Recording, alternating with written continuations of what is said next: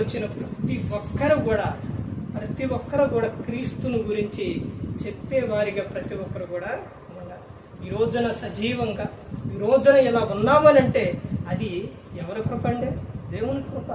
క్రీస్తు మన పట్ల చూపిస్తున్న ప్రేమ, ఆయన చూపించిన త్యాగం, మన అపరాధముల చేత పాపముల చేత మనం చచ్చి పడి ఉన్నప్పుడు ఆయన మనలను రక్షించారు, మనందరినీ బ్రతికించారు, మన కోసం ప్రాణం పెట్టారు, మన కోసం రక్తం గార్చారు. యేసుక్రీస్తు ప్రభువారు ఆయన శరీరం రక్తం తీసుకున్నప్పుడు ఆయన మనలోని ఉంటారనమాట, ఆయన మనలో జీవిస్తారనమాట.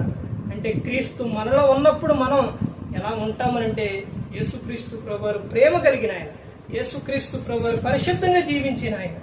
మరి ఆయన మనలో ఉన్నప్పుడు ఆ లక్షణాలు మనలో అనేది కనపడతాయి. ఆయన శరీరం తీసుకున్నప్పుడు ఈ శరీరం ఎవరిది? ఆయనది.